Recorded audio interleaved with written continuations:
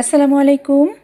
নতুন আরও একটি দিনের শুভ সূচনা হয়েছে, আর সেই নতুন দিনের শুভেচ্ছা জানিয়ে বরাবরের মতো আমন্ত্রণ করছি আমি Mehnaz diary of desires channel থেকে নতুন আরেকটি লাইফস্টাইল ব্লগে। সকালবেলা এবং দুপুরবেলার জন্য একবারেই আজ আমি রান্না করে নেব। এর জন্য চুলায় কিছু ডিম সিদ্ধ বসিয়ে দিলাম, আর ডিমটাকে চুলায় বসিয়ে দিয়ে এদিক থেকে আমি একটু বাখুরটাকে ধরিয়ে নিচ্ছি। রাইস কুকারে কিন্তু দেখতে পাচ্ছেন আমি ভাতও বসিয়ে দিয়েছি। তো রাতের বেলা যেহেতু কয়েকদিন থেকে ভাত খাওয়া হচ্ছে না আমাদের, তাই সকালবেলায় আমি তাড়াতাড়ি করে চালটা ধুয়ে দিয়েছি। আর আজ যে খাবারগুলোর ব্যবস্থা করছি সেটা হচ্ছে যে সব সিদ্ধ সবজি দিয়ে ভাত খাবো। বাকুরটা আমার ধরানো হয়ে গেছে। এখন এক এক করে আমি প্রত্যেকটা রুমে বাকুরের ধোঁয়াটা একটু আমি ছড়িয়ে দেওয়ার চেষ্টা করব। এতে করে কি হবে বলেন তো, প্রত্যেকটা রুমে সুন্দর একটা স্মেল বের হবে। আর আমি যেখানেই থাকি না কেন সেখানেই এই স্মেলটা আমার কাছে গেলে মনে হবে যেন যে একটা পজিটিভিটি কাজ করছে। সেই সাথে আমার ভেতরে সকালটাকেও সুন্দরভাবে শান্তভাবে উপভোগ করার মধ্য দিয়ে শুরু হয়। শুধু আমি না, আমার হাজব্যান্ডও কিন্তু বাখুরের এই স্মেলটা খুব বেশি পছন্দ করেছে। সকাল সন্ধ্যায় দেখা যাচ্ছে যে দুই বেলাই আমার বাসায় এভাবে বাখুরের ধোঁয়াটা জ্বালানো হয়, আর খুবই ভালো লাগে। আমার যদি মনে নাও থাকে তো আপনাদের ভাইয়া মনে করে বলবে যে আজকে তো ধোঁয়া দিলে না, বা নিজে থেকেই কিন্তু সে তখন বাখুরটাকে ধরিয়ে দেয়। আর তাছাড়া আমি গতকাল আমার ফেসবুকে স্টোরিতে দিয়েছিলাম, সেখান থেকেও দুইজন নক করেছে যে আমি কোথা থেকে কিনেছি, কত দাম। তো ওনাদেরকেও আমি পেজের লিঙ্কটা দিয়ে দিয়েছি। তো মোটামুটিভাবে আমার বাচ্চারা তো পছন্দ করেছেই, সেই সাথে আমার হাজব্যান্ড এবং আমারও খুব ভালো লাগা কাজ করছে। কিচেনে চলে এসেছি, আর এখন হচ্ছে যে আমি সবজিগুলোকে কেটে নিচ্ছি। এই সবজিগুলো এখনই বাজার করে নিয়ে এসেছে। তো যে সবজিগুলো সেদ্ধ করব তার ভিতরে ছিল বরবটি, আর উস্তে ছিল, পেঁপে ছিল, এই তো, আর একটা বেগুন পুড়িয়ে নিব। তো এখন কিছু ধনেপাতা ধুয়ে আমি কুচি কুচি করে কেটে নিচ্ছি, এটা দিয়ে একটা চাটনি করে নিব। ধনেপাতাগুলোকে আমি গ্রাইন্ডারের একটা ছোট যে বাটিটা থাকে সেটাতে আমি উঠিয়ে নিয়েছি। 20টার মতো কাঁচামরিচ দিয়ে দিয়েছি, 2টা পেঁয়াজ দিয়ে দিচ্ছি, আর হচ্ছে 2টা রসুন দিয়ে একটু লবণ দিয়ে আমি এটাকে ভালো করে ব্লেন্ড করে নিব। তো অফ ক্যামেরায় কিন্তু আমি মোটামুটিভাবে সব সবজিগুলোকে সিদ্ধ করে নিয়েছি। তো চাচ্ছিলাম যে আমার জামাই ভাত খাক, কিন্তু না, বিশ্বাস করেন সে ভাত বাদ দিয়ে বাকি সব সবজি এই মরিচের চাটনি দিয়ে বা ভর্তা দিয়ে খেয়েছে, এবং ভর্তাটা খুবই টেস্টি হয়েছিল। আমরা যেরকমটা দেখি যে পাহাড়িরা বা পাহাড়ি অঞ্চলে যারা থাকে, আদিবাসী যারা আছেন, তারা কিন্তু এই ধরনের খাবারে অভ্যস্ত, এবং ওনারা কিন্তু বেশ শক্তিশালীও হয়, রোগ ব্যাধিও কম হয়। তো অনেক দিন থেকে আমার প্ল্যানে ছিল যে কোনো একদিন আমি এভাবে শুধুমাত্র একটু ভাত রান্না করে বাকি সব সবজি এভাবে সেদ্ধ করব, আর একটা মরিচের চাটনি বানাবো। তো আজ সেই ইচ্ছাটাকে পূরণ করে নিলাম। কিন্তু ওই যে আমার হাজব্যান্ড তো ভাত খাবে না, বাকি সব সবজি খেয়ে নিয়েছে। সাথে সে সালাদ হিসেবে খিরাই কেটে নিয়েছিল, আর 2 পিস পটল আমি তাকে একটু পোড়া পোড়া করে ভাজি করে দিয়েছিলাম। এর ভেতরে সারাদিন আমি কিন্তু আর কোনো কাজ করিনি, যেহেতু হাজব্যান্ড বাসায় ছিল। ও বাসায় থাকলে কিন্তু আমি ভিডিওর তেমন কোনো কাজই করতে পারি না, আমাকে ফোন হাতেই নিতে দেয় না। তো যাই হোক, আসরের নামাজের পরে আমাদের দুজনের জন্য একটু মশলা চা করছিলাম। তো মশলা চাটা আমি কাপে ঢেলে নিয়ে নামাজের পাটিতে বসে আমরা দুজন চা খেয়েছিলাম। সারাদিন খুব ভালো ছিল, সব কিছু ঠিকঠাক মতো ছিল। যারা ব্লগটা দেখা শুরু করেছেন, তো আপনাদের কাছে আজকের ব্লগটা ভালো লেগে গেলে প্লিজ একটা লাইক দিয়ে ব্লগের বাকি অংশটুকু কন্টিনিউ করতে পারেন। আশা রাখছি এই ব্লগটিও আপনাদের কাছে বেশ কিছুটা ভালো লাগবে। আর যারা আমার চ্যানেলে নতুন এসেছেন, আপনারা চাইলে কিন্তু আমার চ্যানেলটিকে সাবস্ক্রাইব করে আমাকে সাপোর্ট করতে পারেন। পাশে থাকা বেল আইকনের অল অপশনটা সিলেক্ট করে দিতে হবে সাবস্ক্রিপশনের পরে, তাহলে আমি ব্লগ দেওয়া মাত্রই নোটিফিকেশনে আপনার কাছে সবার প্রথমে পৌঁছে যাবে। আপনি আপনার সুবিধা মতো সময় ব্লগগুলো দেখে নিতে পারবেন। নামাজের পার্টিতে বসে বিকালের চা নাস্তা করে নিচ্ছি আমি আর আমার হাজব্যান্ড মিলে। এই তো জীবনের শ্রেষ্ঠ সময় পার করছি। আর এভাবে চায়ের কাপে যে গল্পগুলো বেশি উঠে আসে সেটা হচ্ছে আমাদের অতীত, বর্তমান, ভবিষ্যৎ, এবং প্রত্যেকটা পর্যায়ে জীবনের প্রতিটি বাঁকে থাকে আল্লাহর প্রতি অশেষ শুকরিয়া আদায়। তো অনেক গল্প করলাম আমরা। তো বাচ্চারা যেহেতু দুপুরবেলা এই সিদ্ধ সবজি আর সাদা ভাত আর ডিম সিদ্ধ দিয়ে খাবার খেয়েছে, আমার মনে হচ্ছিল যে 2টা বাচ্চারই খেতে অনেক বেশি কষ্ট হচ্ছিল।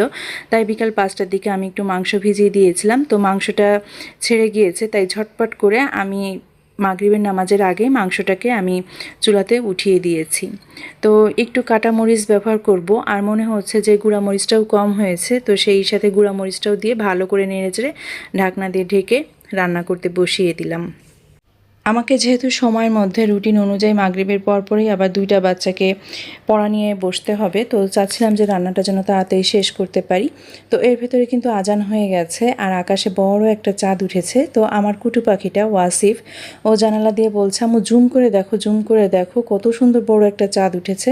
তো আমিও আমার বাচ্চাদের সাথে আনন্দ নিয়ে চাঁদটাকে ভিডিও করলাম আর দেখে নিলাম। তো এই তো মাংসটা কিন্তু কষানো হয়ে গেছে, এখন আলু কেটে রেখেছি আমি। তো অনেকগুলো আলু দিয়ে দিলাম, সেই সাথে কিন্তু আরেকটু পানি দিয়ে দিব। আলু আর হচ্ছে মাংসটা আরেকটু সেদ্ধ হবে, দিয়ে আবার নেড়েচেড়ে আমি ঢাকনা দিয়ে ঢেকে দিব। তো যাই হোক, রাতটা বেশ ভালোই ছিল, বাচ্চাদেরকে পড়িয়েছি, সব কিছু ঠিকঠাক মতো ছিল। কিন্তু এরপরে আমি রাতের আরও কিছু কাজ আপনাদের সাথে শেয়ার করতে চেয়েছিলাম। হঠাৎ করে রাতের ভাত খাওয়ার পরপরই কিন্তু আপনাদের ভাইয়া বেশ অসুস্থ হয়ে পড়ে, তার নাকি খুব বুকে ব্যথা করছিল। তো আমি বললাম যে চলো, ইবনিসিনা তো আমার বাসার পাশেই, তো তোমাকে ইমার্জেন্সিতে ডাক্তার দেখিয়ে নিয়ে আসি। তখন রাত 9:30 10টার মতো বাজে, কিন্তু ও কিছুতেই যাবে না, বলছে যে না, এটা আস্তে আস্তে হঠাৎ করেই কমে যাবে। তো এরপরে কি করব, খুব খারাপ লাগছিল। 2টা বাচ্চা সহ আমরা সবাই এশার নামাজ আদায় করার পরপরই আপনাদের ভাইয়াকে বেশ দোয়া দুরুদ পড়ে, আমার 2টা বাচ্চাই ওরাও দোয়া দুরুদ পড়ে ওর বাবাকে মাথা চেপে দিচ্ছিল, তারপরে ঘাড়ের পেছন অংশটা চেপে দিচ্ছিল, হাতের আঙুলগুলো টেনে দিচ্ছিল, আর আমি একটা তেল দিয়ে পায়ের তলাটা একটু মেজে দেওয়ার চেষ্টা করছিলাম যে ও একটু রিল্যাক্স ফিল করে কিনা। তো আস্তে আস্তে এইভাবে 2-3 ঘন্টা ওকে একটু মানসিক সাপোর্ট বা ওর সাথে একটু ভালো কথা বলার পরপরই দেখি যে না, একটু রিকভার হয়েছে এবং বেশ সুস্থ ফিল করছে। তো এভাবে করেই কিন্তু রাতের বেলাটা কেটে গেছে। তো সবাই দোয়া করবেন। আসলে এই সিচুয়েশন যে হঠাৎ করে কালকেই প্রথম হয়েছে তা না, এরকম কিন্তু বেশ কয়েকবারই হয়েছে এবং এরকমই হয়। তো এটা পরদিন সকালবেলা আমি নিজের জন্য 1 কাপ দুধ চা বানিয়ে নিয়েছি, সেই সাথে কিন্তু বাকুটাকেও ধরিয়ে দিয়েছি। তো এই তো আরেকটা সকাল শুরু হয়ে গেছে। আর চা খেতে খেতে কিন্তু আমি আজ চিন্তা করে নিয়েছি যে আজ 2 রুমের বেডশিটগুলো চেঞ্জ করব, বাসার আরও যে আনুষঙ্গিক যে ঝাড়া মোছার কাজগুলো রয়েছে সেগুলো সব কিছু কমপ্লিট করব। অলরেডি কিন্তু অফ ক্যামেরায় আমি ড্রয়িং রুমের ঝুলটাকে ঝেড়ে নিয়েছি, এখন বাচ্চাদের রুমের ঝুল ঝেড়ে আমার রুমে চলে আসলাম। এরপরে কিন্তু প্রত্যেকটা ওয়াল হ্যাঙ্গিং বা শোপিস যেগুলো আছে সব কিছু ঝেড়ে মুছে আমি আজকে বেডশিটগুলো চেঞ্জ করে দিব। তো সেই কাজগুলি করছি। তো দেখেন যে অনেক সময় জীবনে এমন কিছু পরিস্থিতি আসে যা আমরা চাই না, মেনে নিতেও চাই না, তারপরেও কিন্তু মেনে নিতে হয়, কারণ জীবন সব সময় আমাদের ইচ্ছে মতো চলে না। কিছু ঘটনা আমাদের হাতে থাকে আর কিছু ঘটনা থাকে সময়, পরিস্থিতি এবং আল্লাহর ইচ্ছার উপরে। মানুষ আসলে পরিস্থিতির দাস নয়, কিন্তু পরিস্থিতির মধ্যেই নিজের শক্তিকে খুঁজে নিতে হয়। আর এইভাবেই কিন্তু আমরা এক একজন যোদ্ধা হয়ে যাই। আমরা সব কিছু নিয়ন্ত্রণ করতে পারি না, কিন্তু আমরা ঠিক করতে পারি কিভাবে সেই পরিস্থিতির মুখোমুখি হব, যা আমার রাতের বেলায় ঘটে গেছে। এমন একটা সিচুয়েশন হয়েছে, আমার 2টা বাচ্চা একভাবে সূরা ফাতিহা পড়ে ওর বাবাকে ফু দিচ্ছে, আর আমি আমার মুখেও সবসময় দোয়া, ইউনুস, আস্তাগফিরুল্লাহ, সূরা ফাতিহা, এই তো এগুলো ছিল, যেন পরিস্থিতিকে একটু সামাল দিতে পারি। তো রাতেই পরিস্থিতিটা একটু ভালো হয়েছে বিধায় কিন্তু একটু নিশ্চিন্তে ঘুমাতে পেরেছি, যার কারণে কিন্তু সকালবেলা উঠে কিন্তু আবারও নতুন উদ্যমে কাজ করা শুরু করে দিয়েছি। নতুন আবারও একটা দিনের জন্য যুদ্ধ করছি। এ কারণেই কিন্তু আমরা এক একজন যোদ্ধা। তো যেটা বদলানো যায় না তা নিয়ে অন্তত আক্ষেপ না করে গ্রহণ করার মধ্যেই কিন্তু আমাদের মানসিক শক্তিটা রয়েছে। আর যা বদলানো যায় তার জন্য নির্লস পরিশ্রম করাই মানুষের প্রকৃত ধর্ম হওয়া উচিত। ফলের অধিকার তো অ্যাটলিস্ট আমাদের হাতে নাই, রেজাল্টের অধিকার তো আমাদের হাতে নাই, কিন্তু যে কাজ করে বা কর্মের অধিকার সম্পূর্ণ কিন্তু আমাদের নিজেদের। যে কর্মটা করে কিন্তু আমরা নিজেরা নিজেদের ভাগ্যকে চেঞ্জ করতে পারি, পরিস্থিতির মোকাবেলা করতে পারি। তো মনে রাখবেন এটাই, যে আজ যে পরিস্থিতিতে আপনি শিকার হয়েছেন, কাল সেই পরিস্থিতি আপনাকে আরও বেশি শক্ত, আরও পরিণত মানুষ করে তুলতে পারে। তাই জীবনের প্রতিটি বাক্যে প্রতিটি সময় বিশ্বাস করতে শিখতে হবে, আর আল্লাহর উপর আস্থা রাখতে হবে, যে নিজের কর্মে নিষ্ঠা রাখতে হবে, আর সাথে রাখতে হবে ধৈর্যকে সঙ্গী করে রাখলে কিন্তু সব কিছুই করা সম্ভব। তো আল্লাহর উপরে বিশ্বাস রেখে প্রত্যেকটা পরিস্থিতি আসলে আমরা এভাবে মোকাবেলা করি। শুধু আমি একা না, আজকে আমাকে যারা সাপোর্ট দিচ্ছেন, আমার ব্লগগুলো যারা দেখছেন, আমার বিশ্বাস যে প্রতিটা আপু আন্টি কিন্তু এভাবে জীবনের প্রতিটি বাঁকে, প্রতিটি সময়, প্রতিটি পরিস্থিতির মোকাবেলা করে যাচ্ছেন এবং নিজেরা নিজেদেরকে আরও মানসিকভাবে শক্ত করে তুলছেন। আমিও তেমনি কিন্তু জীবনের প্রত্যেকটা ধাপে ধাপে কিন্তু অনেক শিক্ষা নিচ্ছি এবং সেই শিক্ষা থেকে নিজেকে আরও বেশি শক্ত করে তুলছি, সেখান থেকে আরও অনেক কিছু শিখছি এবং আমার প্রত্যেকটা দিনকে আমি অর্থবহ করে তোলার চেষ্টা করছি। তো আসলে কি বলবো যে জীবন কখনো শুধু মেনে নেওয়ার গল্প নয়, আসলে জীবন হলো মেনে নিয়েও হাসি মুখে এগিয়ে চলার নাম। গত রাতেই কিন্তু আমার জন্য একটা খারাপ রাত বা একটা কালো রাত হয়ে যেতে পারতো, তো আল্লাহ মাফ করুক। আলহামদুলিল্লাহ, আল্লাহ তাআলা আবারও সুযোগ দিয়েছেন আমাদেরকে দুনিয়ার বুকে আরও একটা দিনকে সুন্দরভাবে উদযাপন করার। আপনার ভাই আলহামদুলিল্লাহ আবারও সুস্থ হয়েছে। আর এভাবেই জীবনকে এগিয়ে নিয়ে যেতে হবে আমাদের, থেমে থাকলে চলবে না। তো জীবনের আসলে মূল যে নিয়মটা সেটা হতে পারে যে যা আমার হাতে নেই তা নিয়ে উদ্বিগ্ন হওয়ার কোনো দরকার নাই। যা আমার হাতে আছে তার সর্বশক্তি দিয়েই করা উচিত, বাকিটা সময় এবং আল্লাহর উপরে ছেড়ে দিতে হবে, তাই না? তো দেখেন, আসলে আমরা সবাই কিন্তু এভাবেই চলি যে যেটা আমরা করে পরিবর্তন করতে পারবো, যেটা আমার হাতে রয়েছে সেই কাজটা আমরা করব, যেটা হাতে নাই সেটা আসলে সময় এবং আল্লাহর উপরে ছেড়ে দিব। আমিও সেই কাজটাই করি। তো কথা বলতে বলতে কিন্তু আমি অনেক কাজ করে নিয়েছি, পর্দাগুলোকে ঝেড়ে নিয়েছি। এখন আমার বেডরুমে চলে এসেছি, আমার বেডরুমটাও গোছানো হয়ে গেছে। এক এক করে এখন আমি বালিশগুলো দিয়ে রেডি করে নিব। একদিন একটু বেশি করে রান্না করে রাখলে দেখেছেন যে পরদিন কত কাজ করা যায়। যতই মন খারাপ থাকুক, শরীর খারাপ থাকুক, একটু বেশি করে রান্না করে নিলে কিন্তু অনেকখানি কাজ করা যায়। আর তাছাড়া মাংস রান্নাটা হচ্ছে যে একদম সহজে করা যায়, যার সাথে কিন্তু অন্য কোনো তরকারি না হলেও চলে। বড় থেকে শুরু করে ছোটরা সবাই কিন্তু মাংস তরকারিটা অনেক বেশি পছন্দ করে খায়। তো এরকম হলে কিন্তু অনেক কাজই করে নেওয়া যায় সংসারের। বেডরুমটাকে গোছানো হয়ে গেছে, এখন আপনাদের জন্য একটু আমি দেখিয়ে দিচ্ছি। আর এরপরে চলে যাব আমি বাচ্চাদের রুমে গিয়েও ওদেরও বেডশিটটাকে চেঞ্জ করে দিব। আর আমি এত তাড়াহুড়ো কেন করছি বলেন তো, যে 9:30 বেজে গেলে তো আমাকে আবারও দ্রুত পায়ে হেঁটে বাচ্চাদের স্কুলে পৌঁছাতে হবে। তো তার কারণে কিন্তু আমি সময়ের ভিতরে সব কাজগুলো কমপ্লিট করারই চেষ্টা করছি। একজন আপু বলেছিল যে আপু টেবিলের উপরে কিন্তু কাপড়টা দেওয়াতে ভালো লাগছে না। আমিও বুঝতে পারছি যে আপু কাপড়টা দেওয়াতে ভালো লাগে না, কিন্তু ছোট বাচ্চারা ঘরে রয়েছে, তো ওরা দেখা যায় যে সারাক্ষণ কাগজ কাটাকাটি, আঠা লাগানো, এটা সেটা করার মানে একটা ভিতরেই থাকে। তো সেক্ষেত্রে দেখা যায় যে টেবিলটা না অত বেশি আসলে সুন্দর করে রাখা যাচ্ছিল না। তো ওদের হাত থেকেই আসলে রেহাই পাওয়ার জন্য আসলে টেবিলের উপরে আমি এই কাপড়টা দিয়ে দিয়েছি। আর তাছাড়া দেখছেন তো সোফার উপরেও কিন্তু আমি বেশ কয়েকটা কাপড় দিয়ে আবারও সোফাগুলোকে ঢেকে রেখেছি, কারণ প্রতিদিনের এই যে ঝাড়ুর সাথে যে ময়লাগুলো উড়ে উড়ে আসে, তাছাড়া এই মোছামুছির যে আগলা যে ধুলোবালিগুলো উড়ে আসে, এগুলো থেকেও কিন্তু একটু প্রোটেক্ট করার জন্য সোফাগুলোকে আমি এভাবে আবারও ঢেকে দিয়েছি। চলে আসলাম আমার বাচ্চাদের রুমে আমি তোষকটাকে টেনে দিচ্ছি যে ওরা যে বিছানার উপরে যা করে, তো মাঝে মধ্যে তো লাফালাফি করে, এত বেশি লাফালাফি করে এই বয়সের বাচ্চারা, তা বলার না। তো যাই হোক, আমি সুন্দর করে ঝেড়ে এখন বিছানাটাকে পেতে দিব। তো আজ হচ্ছে তোষকের উপরে আগে আমি একটা কাঁথা দিয়ে দিব, তারপরে হচ্ছে ওদের পছন্দের যে বেডশিটটা রয়েছে সেই বেডশিটটাই আজকে ওদের রুমে দিয়ে দিব। দুইটা বাচ্চা স্কুল থেকে এসে এই বেডশিটটা বিছানো দেখলে অনেক বেশি খুশি হয়ে যাবে। তো দেখেন আমার বিছানাটা বিছানাও হয়ে গেছে, এখন বালিশগুলো দিয়ে কোল বালিশ দিয়ে সব কিছু আমি রেডি করে রাখবো।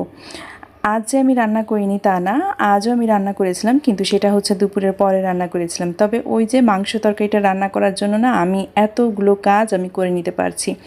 আজ ঝুল ঝেড়েছি, দরজাগুলোর ময়লাগুলো পরিষ্কার করেছি, পর্দা ঝেড়েছি, শোপিসগুলো মুছেছি, ফার্নিচার মোটামুটি টুকটাক যা ছিল সেগুলো পরিষ্কার করেছি। কিছু কাজ আমি অন ক্যামেরায় করেছি আপনাদের সামনে, কিছু কাজ আমি অফ ক্যামেরায় করেছি। তো এভাবেই করে কিন্তু আজ সারা দিন আমি প্রচুর কাজ করেছি। আলনার উপরে কিছু কাপড় ছিল এলোমেলো হয়ে আছে, তো সেগুলো এখন আমি অফ ক্যামেরায় গুছিয়ে নিব। তাই যে কাপড়গুলো এলোমেলো হয়ে গেছে সেগুলো আমি নামিয়ে নিলাম, নামিয়ে অফ ক্যামেরায় আলনাটাকে গুছিয়ে নিয়েছি। আর এখন আপনাদের জন্য দেখিয়ে দিচ্ছি যে আমি কিন্তু পুরা বাচ্চাদের রুমটাকেও আমি গুছিয়ে ফেলেছি। মোটামুটিভাবে আমার বেডরুম, বাচ্চাদের রুম, ড্রয়িং রুম সব কিছুই কিন্তু পুরো বাসাটাকে গুছিয়ে নেওয়া হয়েছে। এখন এই 2 রুমের বেডশিট, বালিশের কভার, যা যা নোংরা কাপড় বের হয়েছে, আমার কাজ হচ্ছে এখন এগুলোকে ওয়াশিং মেশিনে দিয়ে দেওয়া। তো আমি দরজাটাকে লাগিয়ে দিচ্ছি, কারণ হচ্ছে আমার 2টা রুমেই রাতভর এসি চলে। আর এভাবে দরজাটা বেশ খানিকটা সময় লাগানো থাকলে না ঠান্ডাটা অনেকক্ষণ থাকে রুমের ভেতরে। এখন তো প্রচুর গরম পড়েছে, এত বেশি গরম পড়েছে তা বলার না। তো এই যে ওয়াশিং মেশিনের কাছে চলে আসলাম, ওয়াশিং মেশিনের গ্লাস, ওয়াশিং মেশিনটাও আমি একটু এই ময়লা বালিশের কভার দিয়ে আমি মুছে নিয়েছি। এখন হচ্ছে যে আমি 2 রুমের যে বেডশিট আর বালিশের কভারগুলো ছিল সেগুলো ওয়াশিং মেশিনের ভেতরে দিয়ে দিব। আর এখন হচ্ছে যে আমি ডিটারজেন্ট পাউডার দিয়ে মেশিনটাকে রান করিয়ে দিব। এরপরে আমি রেডি হয়ে বাচ্চাদেরকে আনতে চলে যাব। অলরেডি কিন্তু প্রায় 9:30টার মতো বেজে যাচ্ছে। তো এখানে আমি একটা কাজ করব, সেটাও হচ্ছে যে একটা লেবুর 3 টুকরা, পুরোটা দিব না, একটা টুকরা আমি বাদ রেখেছিলাম, তো 3 টুকরা এখানে আমি লেবুর রসটা চিপে দিচ্ছি। এই লেবুর রস চিপে দেওয়ার পরেও আবার লেবুর খোসাটাকেও দিয়ে দিচ্ছি। এভাবে দিলে হবে কি, যখন কাপড়টা শুকিয়ে যাবে তখন কিন্তু সুন্দর একটা লেমন স্মেলটা বের হবে। আর যদি অতিরিক্ত ময়লা থাকে সে ময়লাগুলোও কিন্তু লেবুর রসে চলে যাবে। তো যাই হোক, আমি মেশিনটাকে রান করিয়ে দিয়েছি। আর আমার হচ্ছে যে ওয়াশরুমে কন্ডিশনার নাই, আমি যেহেতু ট্রেসমির শ্যাম্পুটা ইউজ করি, তো এখন হচ্ছে যে আমি কন্ডিশনারটা আমার স্টক থেকে আমি বের করে নিয়ে ওয়াশরুমে দিয়ে দিব। আর মেশিনটা কিন্তু 45 মিনিটস টাইম নিয়ে নিয়েছে, আর অটোমেটিক্যালি পানিটাও নিয়ে নিবে। তো এই যে এখন হচ্ছে এখানে রাখতে এসে আমি একটু ঝামেলায় পড়েছি, দেখেন রাখতে পারছি না। তো দেখলাম যে 2টা শ্যাম্পুর বোতল সেটা ফাঁকা হয়েছে, সেটা ফেলে দিব। আর বাচ্চাদের সোপ কেস সেটা একটু সরিয়ে, হ্যান্ড ওয়াশ যেটা সেটাও সরিয়ে, আমার ফেস ওয়াশটা একটু সরিয়ে, তারপরে হচ্ছে যে আমার কন্ডিশনের জন্য একটু জায়গা বের করে নিলাম। এই তো ওয়াশরুমে এই কাজটুকু শেষ করে আপনাদের ভাইয়া সকালবেলা বেশ কিছু বাজার নিয়ে এসেছিলো, সাথে কিন্তু আনারস নিয়ে এসেছিলো। তো বাজারগুলো আমি গুছিয়ে রেখেছি, আর আনারসগুলো আমি ফ্রুটস বাস্কেটে রেখে দিচ্ছি। আর এই রাখতে রাখতেই আপনাদের কাছ থেকে বিদায় নিচ্ছি। দেখা হবে, কথা হবে নেক্সট ব্লগে। ভালো থাকবেন সবাই, বিদায় নিচ্ছি। আল্লাহ হাফেজ, আসসালামু আলাইকুম।